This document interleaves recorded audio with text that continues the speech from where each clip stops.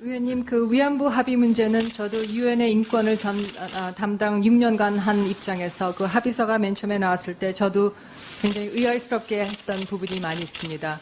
이것이 과연 위안부 할머님들 그 피해자 중심의 접근으로서 도출해낸 합의서인지, 그리고 이것이 과거 역사의 교훈으로 남아있을 부분을 제대로 수용한 것인지 등등에 대해서 저도 의문점이 많이 있었습니다. 그리고 역시 이 합의서가 대다수 국민들이 정서적으로 받아들이지 못하는, 대통령께서도 말씀하셨던 그런 상황이 되었습니다. 합의가 존재하는 것도 하나의 현실입니다. 그리고 이 합의를 지켜나가야 된다는 것이 국제사회 관행입니다. 그렇지만 앞으로 나가는 데 있어서 모든 방안을 검토할 수가 있다고 생각합니다.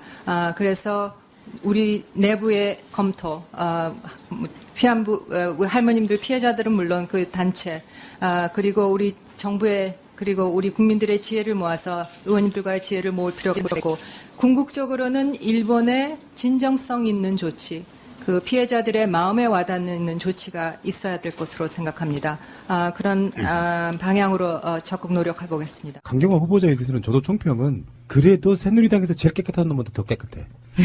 내가 봤을 땐 그래요. 그러니까 그럼 지들이 내라든가. 지들이 내면 되잖아. 그러니까 강경화 후보자는 보통 우리가 도시에 사는 보통 사람들 정도의 흠결 정도라고 봐요. 완벽한 사람은 아닌데 자기들이 말하기엔 좀 뻘쭘한 거고요. 아까 그 73배 땅값 오는 것도 신빈이 말씀하신 게 딱 그 결이거든요. 그렇죠. 딱 그렇게 되는 거고요. 근데 그거를 지적하는 사람이 심지어 최경환이에요.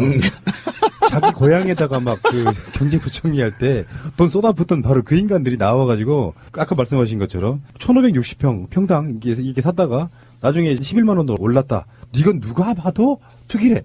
땅값 오른 다 투기야.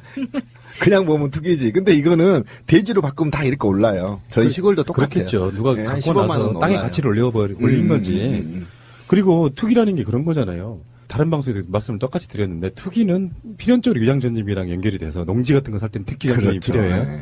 그러니까 유장 전입이 도시에서는 이제 약군 이런 것이 더 주고 그리고 농촌에 가면은 이제 농지 관련해 가지고 살지도 않으면서 살아야 그 땅을 살 수 있는 뭐 그렇죠. 조건이 있잖아요. 네. 그러니까 이런 게 법적으로 뭐 아시는 분 다 아시는 얘기지만 농지를 바로 거기다 건물 못 짓잖아요. 못 짓죠. 그것이 이제 관련돼 있는 게 유장 전입이 관련된 그런 건데 강경화 후보자는 그렇고 후보자 남편도 그렇고 그냥 가서 살아요. 실제로 거주해. 자기가 직접 짓고. 그러니까 요거는 우리가 논란거리 자체가 안 됩니다.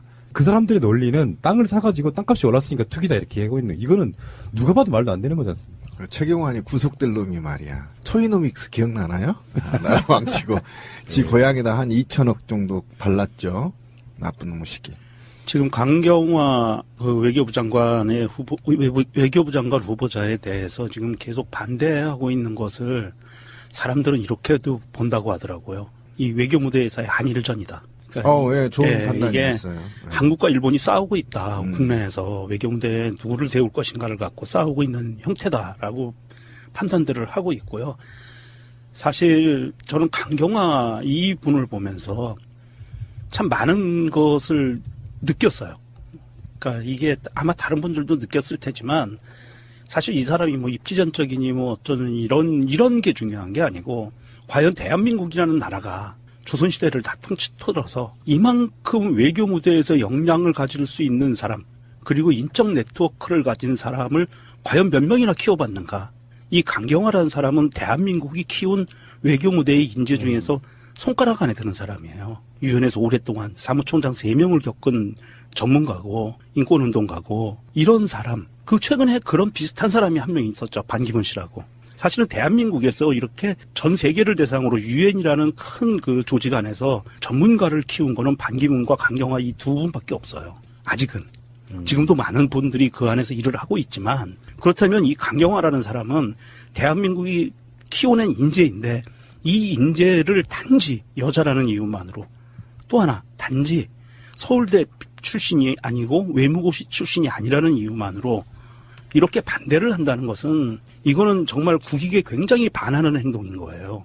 그러니까 한일전이란 말이 굉장히 이제 정확한 말인데 강경화 외교부 장관 후보가 위안부 할머니 관련해서 등의 재검토 얘기가 있었고 일본의 친일 2, 3세대들의 정치인들이 일본의 극우 세력들의 사주를 받아서 강경화 후보를 굉장히 디스할 수도 있다. 이런 견해 굉장히 좋은 견해입니다. 왜 그러냐면 일부의 자기 조상들이 일본과 뜻을 같이 하고 일본 밑에서 먹고 살았다고 해서 굉장히 일본과 우호적인 이런 스탠스를 취하는 정치인들이 꽤 있어요. 저는 그것을 일본과 극우 세력들과 학술 교류 또는 연구비 지원 등을 통해서 룰라이트가 만들어진 것처럼 그들에게는 반드시 있다. 무엇인가 있고 아까 말한 대로 비예무고시 출신이라고 해서 또 외교부의 친 세력들의 외교부들이 로비를 통해서 자유한국당 로비를 통해서 굉장히 강경화를 디스하고 있다. 이런 측면은 굉장히 깊게 들어가서 들여다봐야 될 굉장히 중요한 팩트인 것 같아요. 오늘 한 가지 뉴스가 나온 게 뭐냐면 외교부 직원들이요 성명서를 냈어요. 강경화 후보자만큼 적합한 외교부 장관 후보자가 없다. 없다. 그러니까 이 외교부에 있는 그 공무원 노조 외교부 지부에 있는 분들이 성명서까지 발표할 정도였어요. 그러니까 이 야당들이 이것을 대놓고 그렇게 반대만 하기는 쉽지 않은 것 같다. 그리고 반대해서 안 된다. 이런 인재를 그냥 다시 또 우리가 외교부 장관으로 임명하지 않으면 이분이 어디를 갈 것 같아요? 다른 나라로 갈 거 아니에요. 유엔으로 다시 가든지 여러 가지 방법이 있겠지만 그 이런 소중한 인재를 우리가 이런 또 그분이 갖고 있는 네트워크 외교 무대에서의 인적 네트워크를 우리가 전혀 사용하지 못한다. 그동안 우리는 외교에 있어서는 항상 코리아 패싱이라는 말도 안 되는 말도 있었지만 외교 무대에서는 계속 왕따였어요. 중국에 가서건 미국에 가서건 유럽에 가서건 이 인적 네트워크로 활용할 만한 게 없거든요. 외교부 장관들이 그렇게 일을 못했기 때문에 그래서 꼭 필요한 후보다. 그리고 위안부 할머니들도 강경화 후보자 임명해라 성명도 똑같이 발표하고 있고요. 결정적인 하자 없음. 청문회 해보니 언론들이 제기한 대부분 다 거짓말이었음. 의혹들 대부분 다 거짓말이었음. 이런 거고요. 근데 잔잔한 화제가 난 게 이제 어제 그 특석에서도 이야기를 했습니다만 친정 부모님을 딸이 모시는 남편 재산과 서로가 재산을 모른 채로 내가 벌어서는 우리 친정 엄마 봉양하고 남편은 남편대로 그렇게 해서 서로 간의 재산 관계를 전혀 이렇게 교류하지 않는다는 거예요. 아, 요거 멋있습니다. 그래서 지금 난리 났어요. 거기다가 뭐 전 의원까지 나서가지고 이 부분에 대해서는 높이 평가한다. 굉장히 높이 평가하는 여성들이 쌍수를 들고 환영하는 그렇죠. 채 보통 한국의 여자분들 친정 부모님이 용돈 모르게 주는 경우도 있고 그죠. 그렇죠. 왜냐면 이거는 강경화 이 후보가 일단 본인이 탄탄한 직업이 있기도 하기 때문에 수입이 있기 때문에 이게 가능했다고도 보긴 하는데 일단 이게 통장 관리를 각각 했다는 거 아니에요? 멋지네요. 네, 청문회에서 나온 얘기로는 남편 재산은 남편이 관리를 하고 내 재산은 내가 관리를 했기 때문에 남편이 샀던 토지나 이런 부분에 대해서 당시에 자기가 정확하게 자세하게 모를 수 있었다. 이 부분에 대해서 그래서 사과를 한 거였거든요. 근데 보통은 저도 그렇거든요. 저도 통장 안 섞었었어요. 근데 보통은 이분은 근데 유엔 가기 전부터 이렇게 하신 것 같은데 지금은 또 많이 이렇게들 살고 계시지 않나? 나도 그러고 싶다 진짜. 용돈 받으면 꽝이야 씨. 그러니까 이런 경우는 내 인생 완전히 꼬였어. 남편도 경제력이 있어야 됩니다. 그럼. 그래서 서로가 이렇게 그러니까 사실 그게 맞잖아요. 엄밀히 따지면은 뭐 직장이 없는 주부들이야 좀 경우가 좀 다르겠지만 남편이 이해해주고 사이가 나빠서가 아니라 금전적으로 딸밖에 없는 집안에서 큰딸이라고 하는데 이분이 경제력이 있어요. 유엔 같은 데 가서 이제 연봉 보면 많이 받을 거 아니에요. 얼마나 그렇죠, 받을지 많이 모르지만 받죠. 그럴 때 그 돈을 다 시댁 남편한테만 주고 그렇게는 안 사는 거 아니에요. 그러다 보면 나중에 불편해질 수 있으니까 경제에 대해서는 서로가 이렇게 생활에 있어서 더치페이 같은 거죠. 네. 아니 근데 그게 제 친구 공무원 부부도 그렇게 해요. 그러니까 집 살 때 반반씩, 양육비도 반반씩. 정확히 반반씩 하더라고요. 근데 이 룰을 깨면 사람 취급 못 받아요. 굉장히 남자가 더 고달프요, 사실은. 왜 그러냐면 남자는 돈이 해프잖아요. 그러니까 떨어졌다 그러면 사람 취급 못 받으니까 굉장히 거기에 스트레스 쌓이더라고. 나처럼 확 맡겨버리고 그냥 없으면 없는 데 사는 게 낫지. 그러니까 이 집안이 그 딸만 택시라고 하는데 그럼 예전 같으면 아들이 없으면은 진짜로 제대로 부양해줄 가족이 없는 거예요. 그럼요. 지금은 시대가 엄청나게 많이 바뀌었고 그래서 그렇게 한다는 거에 대해서 많은 분들이 어쩌면 당연한 걸 수도 있는데 아직도 한국적 문화는 좀 그게 안 되는 측면이라. 근데 통장을 따로 관리를 하고요. 공동으로 드는 비용은 공동으로 모아서 쓰면 되니까요. 차라리 이런 한국도 이런 문화가 정착할 수 있는 계기가 됐으면 좋겠네요. 근데 그건 직장인들 이야기고. 그러니까 아까 우리 주부들 같은 경우 좀 다르죠. 명종님이 얘기한 거 보니까 참 감동이네요. 대한민국에서 대한민국 공무원 노동조합의 외교부 노조 지부인데요. 네. 그 한상구 위원장인데 노조가 이렇게 발표하기가 굉장히 어렵거든요. 우리나라 역사에서 없었어요. 최초라고 해요. 예, 저도 이제 노조 간부 한 13년 하는데 그 지자체장 뽑히는데 환영한다고 이 논평을 발표하는 건 이례적인 거고요. 그만큼 지자체장이 아니라 외교부 장관. 그러니까 우리는 지자체인 거잖아요. 그러니까 우리는 지자체장이 이제 뽑히는데 그 사람 뭐 반대한다고 또는 찬성한다고 반대한다고는 해봤는데 찬성한다고는 한 번도 안 해봤거든요. 13년 동안. 그래서 외교부 노조가 이렇게 발표하는 건 그냥 발표하는 게 아니에요. 노조만의 기준이 있거든요. 그 기준에 맞기 때문에 또 이걸 발표해도 내가 어용이라는 소리를 듣지 않겠다라는 자신감이 있기 때문에 발표하는 그렇죠. 겁니다. 굉장히 이례적이고요. 아까 대한민국 최초라고 하는데 저도 처음 봤어요, 지금.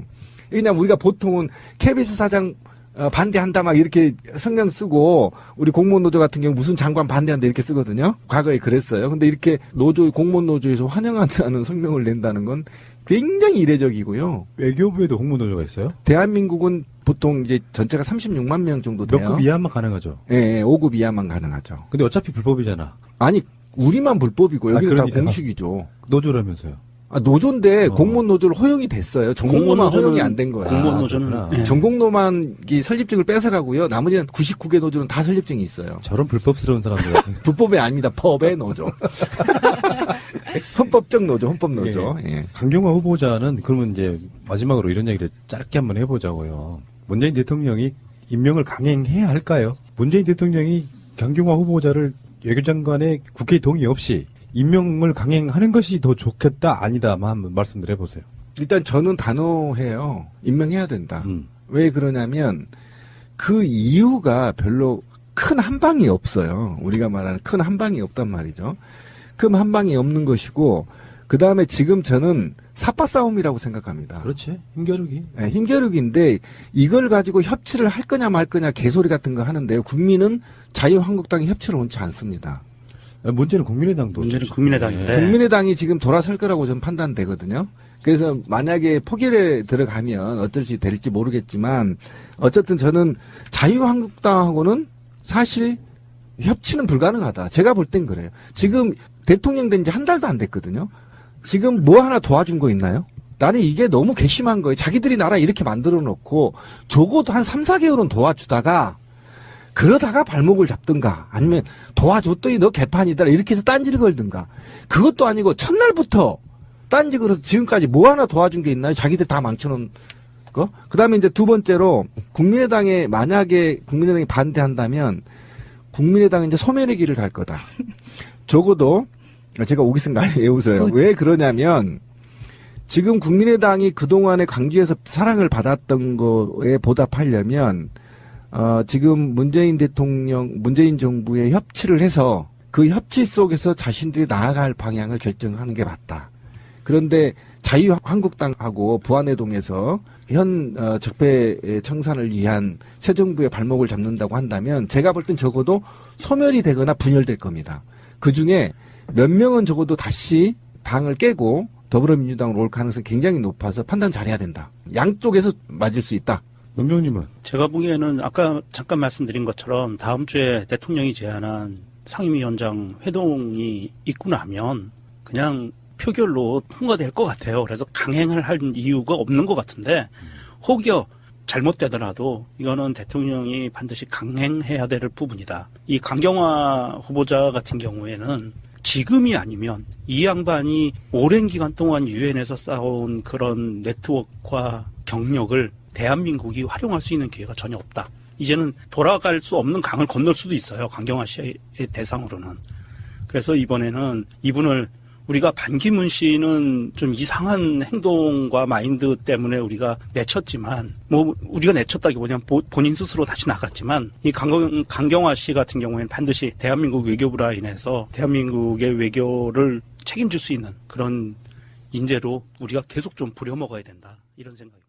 적으로는 일본의 진정성 있는 조치, 그 피해자들의 마음에 와닿는 조치가 있어야 될 것으로 생각합니다. 그런 방향으로 적극 노력해 보겠습니다. 강경화 후보자에 대해서는 저도 총평은 그래도 새누리당에서 제일 깨끗한 놈보다 더 깨끗해.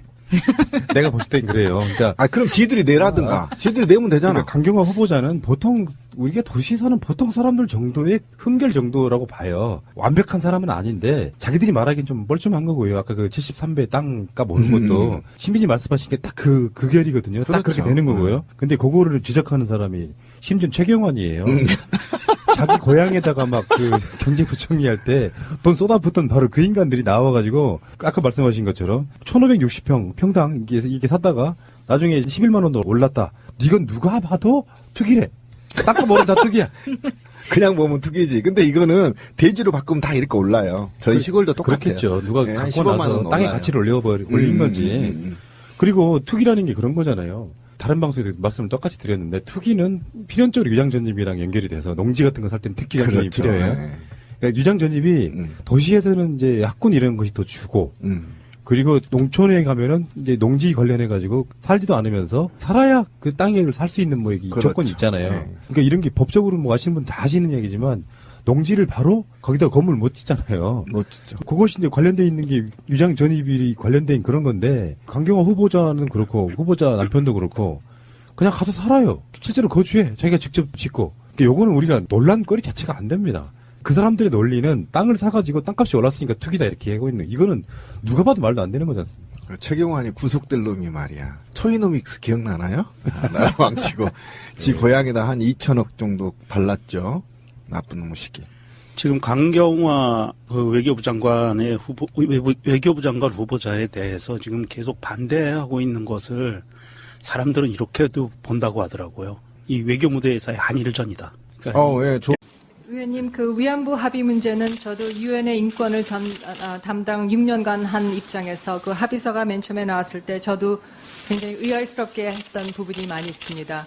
이것이 과연 위안부 할머님들 그 피해자 중심의 접근으로서 도출해낸 합의서인지 그리고 이것이 과거 역사의 교훈으로 남아있을 부분을 제대로 수용한 것인지 등등에 대해서 저도 의문점이 많이 있었습니다. 그리고 역시 이 합의서가 대다수 국민들이 정서적으로 받아들이지 못하는 대통령께서도 말씀하셨던 그런 상황이 되었습니다. 합의가 존재하는 것도 하나의 현실입니다. 그리고 이 합의를 지켜나가야 된다는 것이 국제사회 관행입니다. 그렇지만 앞으로 나가는 데 있어서 모든 방안을 검토할 수가 있다고 생각합니다.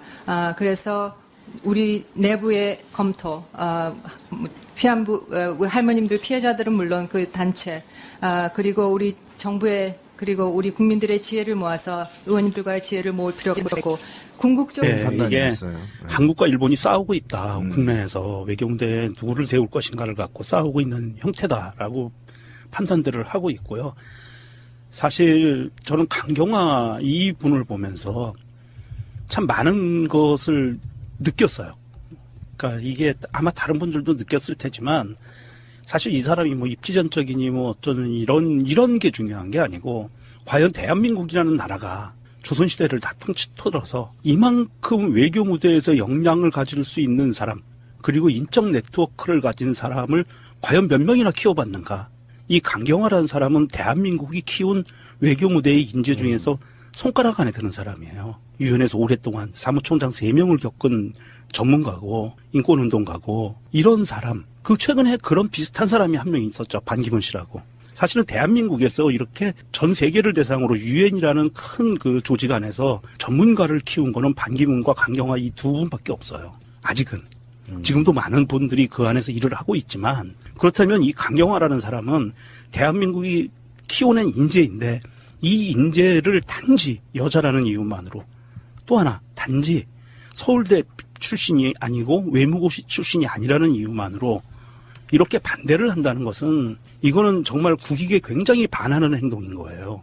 그러니까 한일전이란 말이 굉장히 이제 정확한 말인데 강경화 외교부 장관 후보가 위안부 할머니 관련해서 등의 재검토 얘기가 있었고 일본의 친일 2, 3세대들의 정치인들이 일본의 극우 세력들의 사주를 받아서 강경화 후보를 굉장히 디스할 수도 있다. 이런 견해 굉장히 좋은 견해입니다. 왜 그러냐면 일부의 자기 조상들이 일본과 뜻을 같이 하고 일본 밑에서 먹고 살았다고 해서 굉장히 일본과 우호적인 이런 스탠스를 취하는 정치인들이 꽤 있어요.